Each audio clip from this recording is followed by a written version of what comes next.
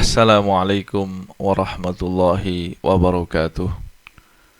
Bismillahirrahmanirrahim. Alhamdulillahi rabbil alamin. Hamdan yuwafi ni'amahu wa yukafi'u mazidah. Ya Rabbana lakal hamdu kama yanbaghi li jalali wajhika wa la'azimi sultanik. Subhanakallahumma la nuhsi thana'an 'alaika anta kama asnaita 'ala nafsik. Allahumma salli wa sallim wa barik ala sayyidina Muhammadin wa ala alihi wa sahbihi wa man tabi'ahu ila yaumiddin. Rabbi shrah li sadri wa yassir li amri wa hlul 'uqdatam min lisani yafqahu qawli, amma ba'du. Para pendengar yang dimuliakan oleh Allah Subhanahu wa taala.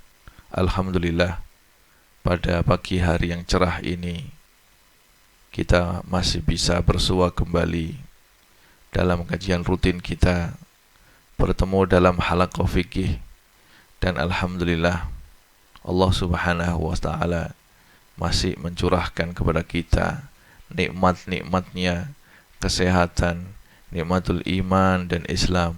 Mudah-mudahan nikmat-nikmat ini selalu dijaga oleh Allah Subhanahu wa taala. Para pendengar yang berbahagia, pada kajian kita yang lalu telah kita mulai kajian mengenai tajhizul mayyit, mengenai cara mengurus mayit. Pada kajian kita yang lalu telah kita singgung, telah kita terangkan apa yang seharusnya dilakukan oleh sebuah keluarga jika melihat seseorang, salah satu dari anggota keluarga mereka dalam keadaan sakaratul maut. Kemudian apa yang seharusnya dia lakukan ketika orang tersebut meninggal dunia.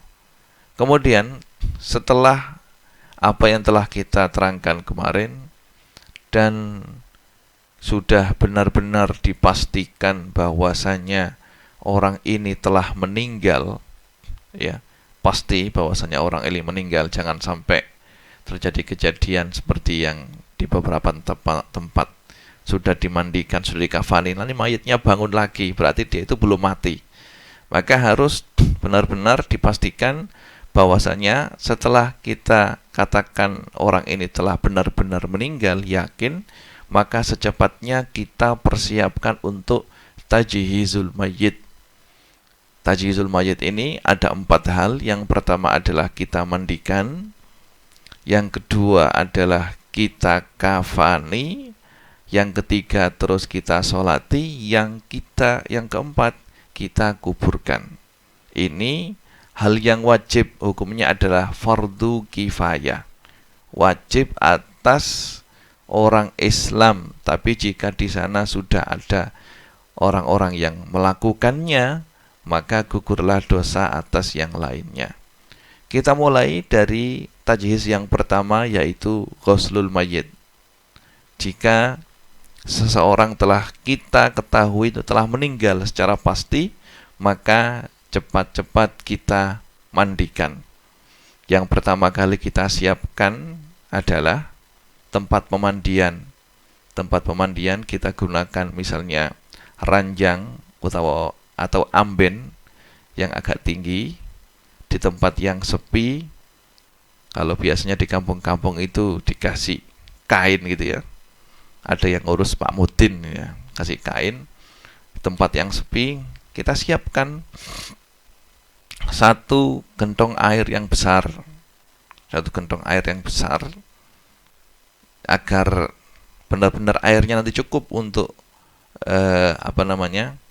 membasuh atau untuk memandikan mayat.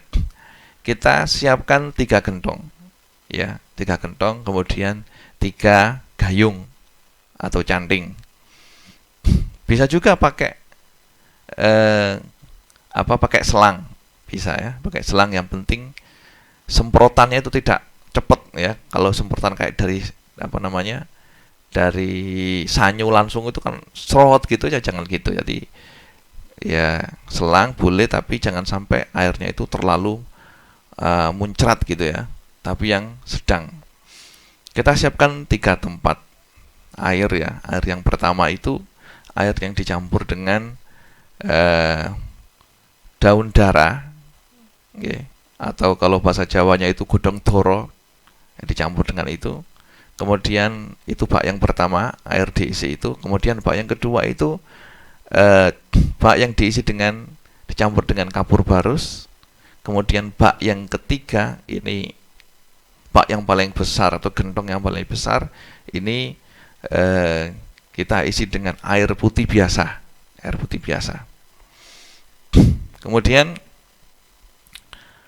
pertama kali ketika sudah kita siapkan barang-barang itu, maka mayat kita ambil dari rumah dan kita letakkan di tempat pemandian, ya, pemandian. Kalau bisa seperti yang saya katakan tadi, tempat pemandian itu berupa ranjang yang agak tinggi atau amben sehingga atau dukur agak tinggi ya. Kemudian mayat memakai baju yang tipis, gamis ya, baju yang terusannya tipis. Kalau tidak ada baju gamis ya tidak ada baju, ya insya Allah ada, insya Allah Pak Mudin jelas punya. Atau kita tutup pakai kain ya, kain. Mayat posisinya kalau bisa itu kita hadapkan kiblat. Kita hadapkan kiblat, kakinya berada di barat, kemudian kepalanya di sebelah timur. Kalau bisa kepalanya diangkat sedikit, ambene kerodok yang bagian kepala agak terangkat sedikit. Kemudian seperti biasa memandikan di tempat yang sepi. Di situ hanya ada Pak Mudin yang akan memandikan atau orang lain dan satu orang yang membantu pemandian tersebut, yang memberikan sabun atau yang memberikan air, yang mengucuri air, itu ada yang membantu.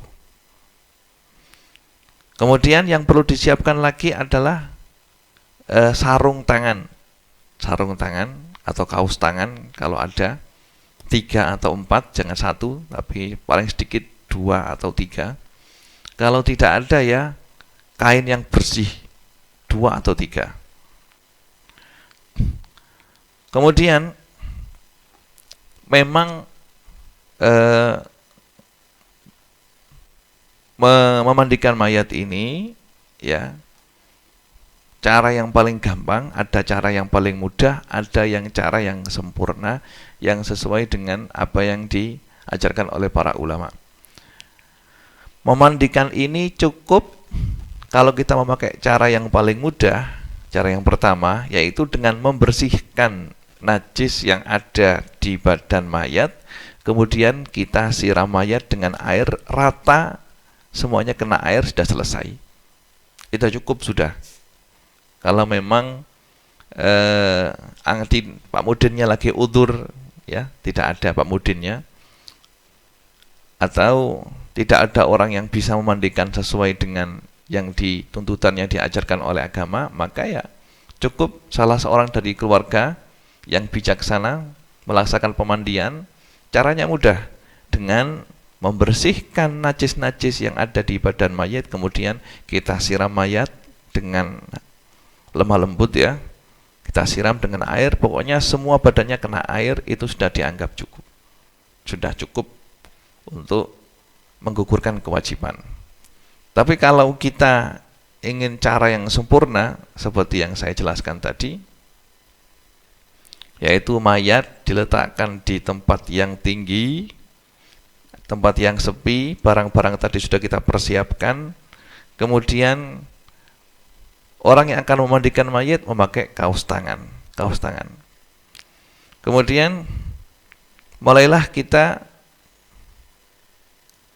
menyiramkan air ke sekujur badan mayat,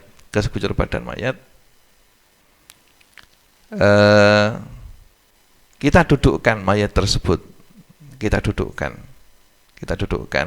angkat kepalanya dan punggungnya, kemudian kita sandarkan di kaki kanan. Jadi yang akan memandikan itu naik di ranjang itu, kaki kanannya ini menyangga punggungnya dan tangan kanan menyangga kepalanya. Kemudian tangan kiri tadi itu mengurut perutnya untuk mengeluarkan kotoran jika masih tersisa kotoran di dalam perut mayat tersebut sampai keluar, ya. Kita urut perutnya dengan tangan kiri, ya, sampai keluar. Setelah kita urut dan kita keluar, ya, kemudian kita kalau keluar beneran kotoran dari tuburnya atau dari kubulnya, maka kita bersihkan daerah itu. Kita bersihkan dulu, bersih, ya, pakai tangan kiri yang sudah dibungkus dengan kain atau sarung tangan.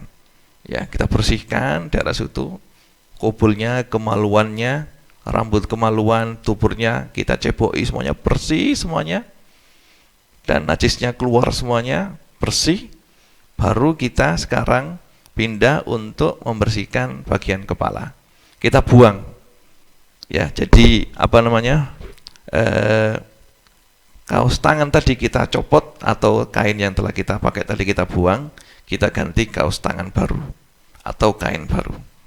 Kemudian kita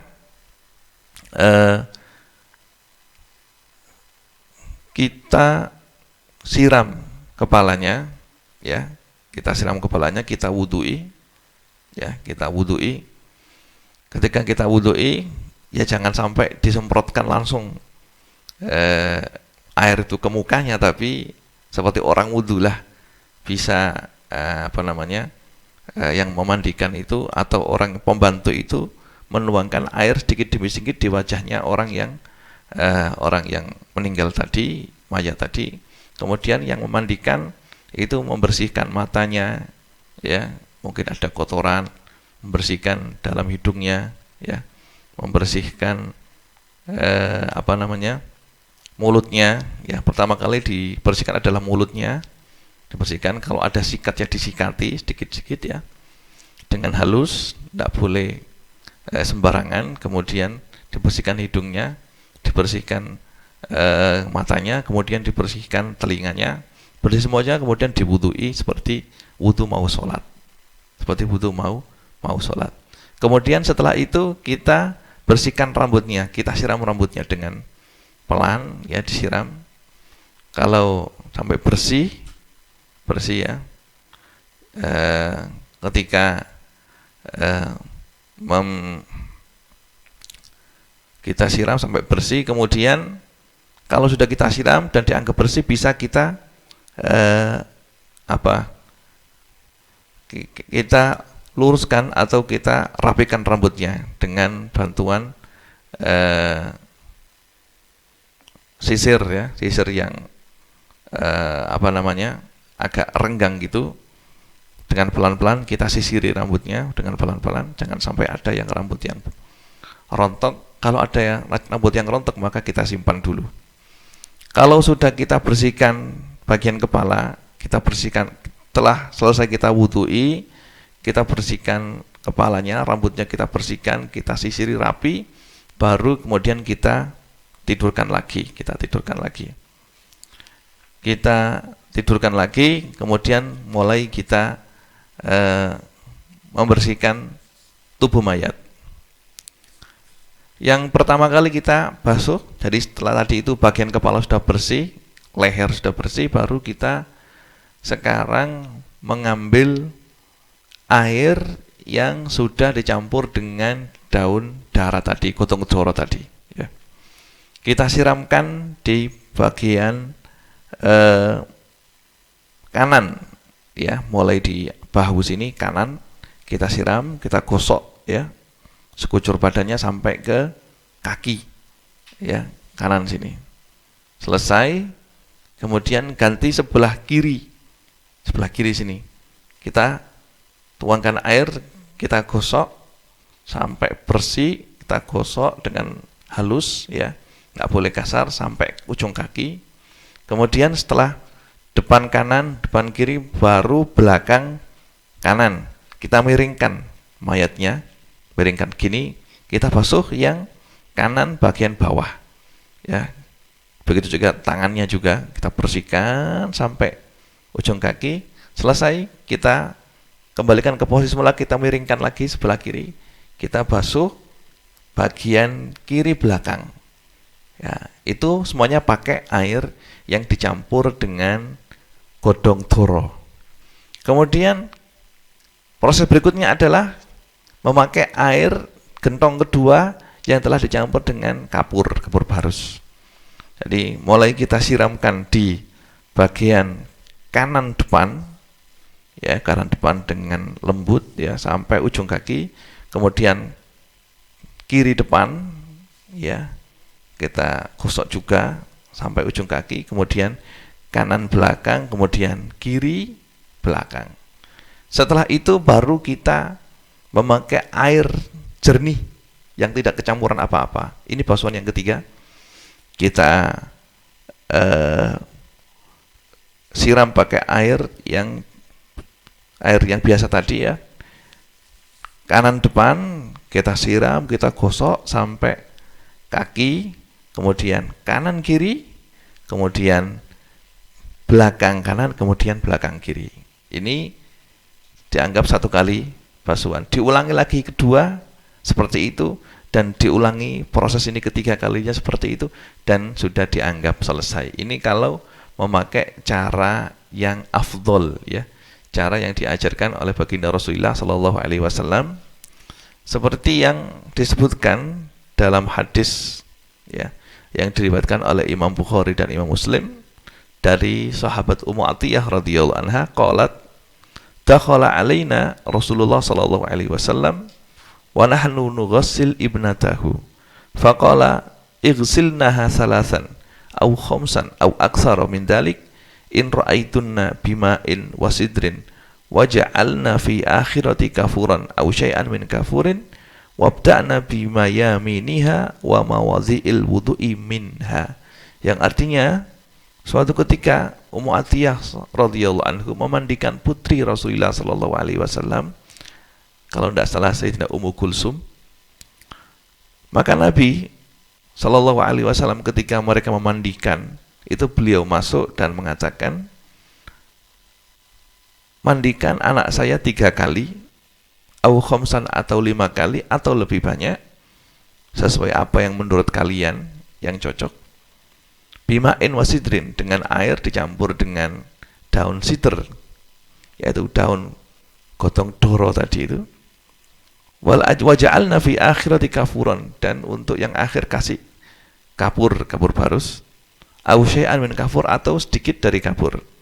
Wabda'na bima yaminiha, kalau memandikan kamu mulai dengan bagian kanan, wa mawadhi'il wudu' minha, dan bagian-bagian wudu. Ini hadis riwayat Imam Bukhari dan Imam Muslim. Jadi seperti yang disebutkan dalam kitab-kitab fikih, apa yang telah saya jelaskan tadi. Jadi saya ulangi lagi, mayat diletakkan di tempat yang tinggi. Kenapa kok ditempatkan yang tinggi? Nanti agar tidak, cipratannya itu tidak kembali kepada mayat sehingga bikin mayat itu najis, ya. Dan posisi mayat itu menghadap ke Ka'bah, ke kiblat, kalau mungkin kakinya di sebelah barat, kepalanya di timur, agak tinggi kepalanya. Kemudian kita bersihkan dulu bagian kubul dan tubur kemaluannya, ya. Kemudian setelah itu kita wudu'i, kemudian membersihkan kepala, kemudian baru kita bersihkan badannya seperti penjelasan tadi. Kemudian yang perlu diperhatikan, orang yang memandikan mayat ini harus orang yang benar-benar amanah. Maka dia tidak boleh melihat auratnya mayit. Tidak boleh melihat auratnya mayit. Jika ada sesuatu yang mengembirakan dari keadaan mayit, misalnya ketika dia mau dimandikan itu mayatnya bau wangi, atau wajahnya itu terlihat putih bersih seperti orang yang tersenyum, maka boleh dikabarkan kepada orang-orang bahwasanya si fulan ini Masya Allah ketika saya mau mandikan badannya itu wangi, wajahnya itu bersih. Hal-hal yang baik perlu diceritakan kepada orang lain agar dijadikan sebagai panutan. Oh, ternyata Pak Haji ini ketika hidupnya ahli jamaah, ahli hadro, atau ahli baca sholawat, atau ahli sedekah. Itu bisa menjadi sebuah pendorong masyarakat untuk berbuat kebaikan. Tapi kalau terjadi sesuatu yang tidak mengembirakan, maka dia wajib untuk menutupinya. Tidak boleh diceritakan kepada orang lain, kecuali kalau untuk iktibar. Misalnya orang itu selalu berbuat kemungkaran, dan kemungkarannya itu dilakukan dengan terang-terangan, maka dalam keadaan seperti ini boleh diceritakan sebagai iktibar. Oh, ternyata fulan itu yang sering menantang kiai, dikasih tahu tidak nurut, sering minum minuman keras di tengah-tengah jalan di desa. Udah boleh, tidak apa-apa diceritakan. Oh, ternyata ketika saya mandikan ini wajahnya hitam atau apa. Itu sebagai iktibar agar yang lain tidak melakukan seperti apa yang dilakukan oleh mayat. Itu boleh. Tapi kalau tidak seperti itu, maka tidak boleh, wajib untuk disimpan untuk dirinya sendiri. Ada suatu cerita, suatu ketika di Madinah Munawwarah ada seorang perempuan meninggal, kemudian dimandikan oleh orang yang biasanya memandikan, Pak Mudin lah, Mudin perempuan. Dan ketika yang memandikan ini membersihkan bagian kemaluan si mayat tersebut, ini orang yang memandikan ini berkata dalam hatinya, kam asad hadal farju rabbah, mengatakan berapa kali farji ini maksiat kepada Tuhannya. Akhirnya ketika mengucapkan kalimat itu, maka tangan yang dibuat untuk membersihkan kemaluan itu nempel, tidak bisa. Berarti bingung. Jadi kenapa kok tangan ini nempel, tidak bisa ditarik. Akhirnya ketika itu semua ulama diminta untuk memberikan fatwa apa yang seharusnya. Apakah kita potong tangannya perempuan ini atau bagaimana?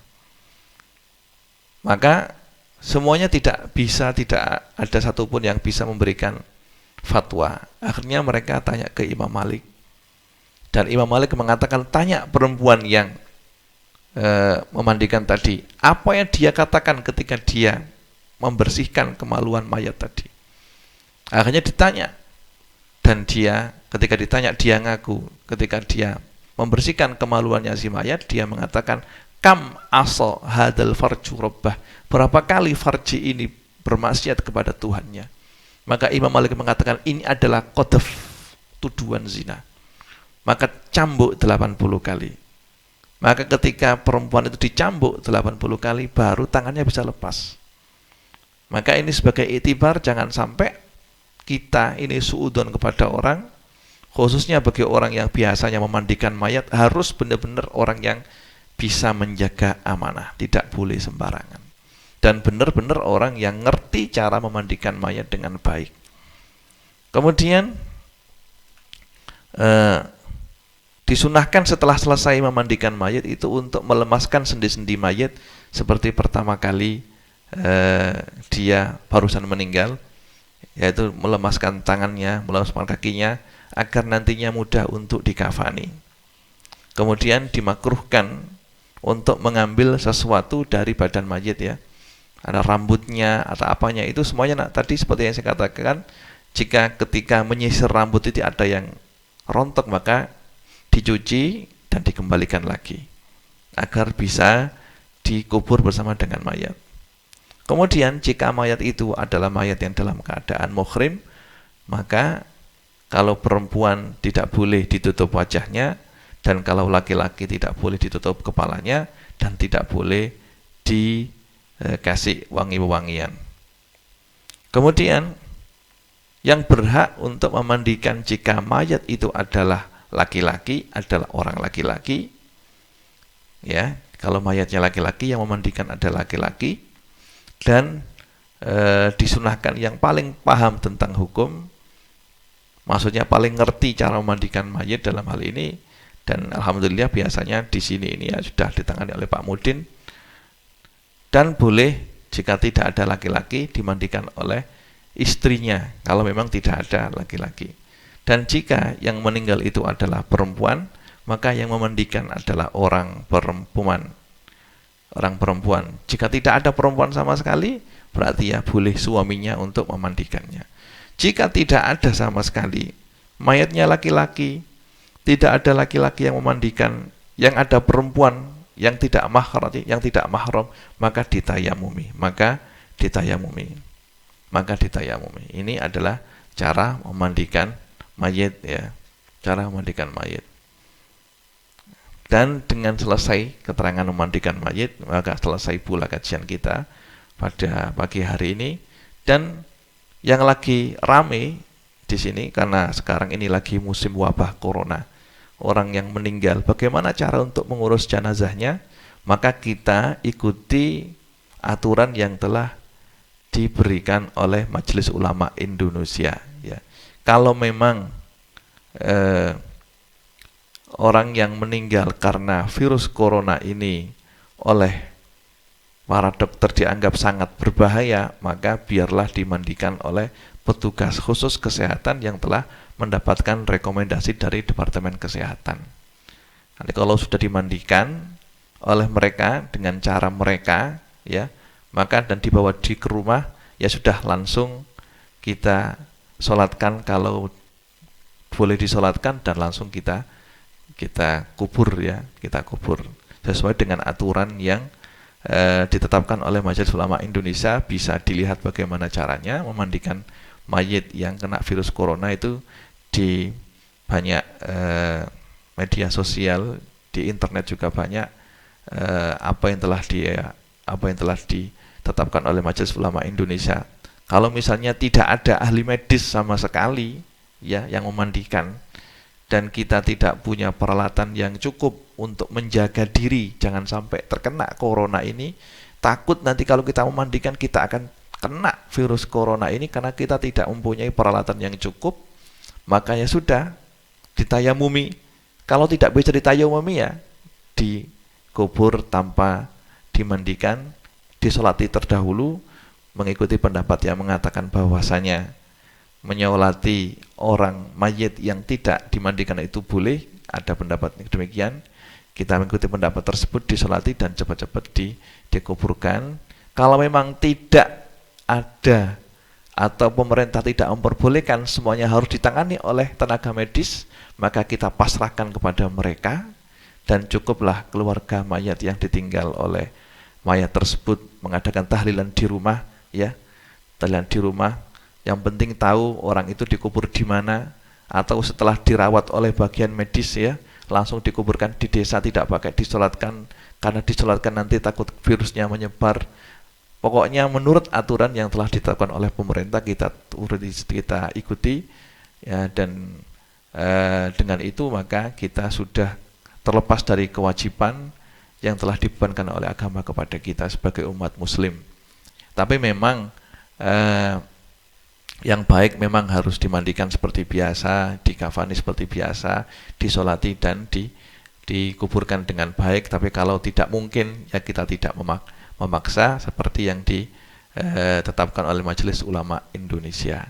Dan insya Allah mayitnya kalau memang dia itu meninggal karena wabah corona, maka dihukumi sebagai syahidul akhirah, orang yang mati syahid akhirah, dosanya akan diampuni oleh Allah Subhanahu wa taala, dan insya Allah akan menjadi ahli surga biidznillah subhanahu wa ta'ala. Mudah-mudahan apa yang telah kita kaji dijadikan oleh Allah Subhanahu wa ta'ala sebagai ilmu yang bermanfaat. Nas'alullah subhanahu wa ta'ala ayyaj'alana mimman yastami'unal qawla fayattabi'una ahsana. Wa sallallahu ala sayyidina Muhammadin wa alihi wa sahbihi wa sallam. Walhamdulillahi rabbil alamin. Assalamualaikum warahmatullahi wabarakatuh.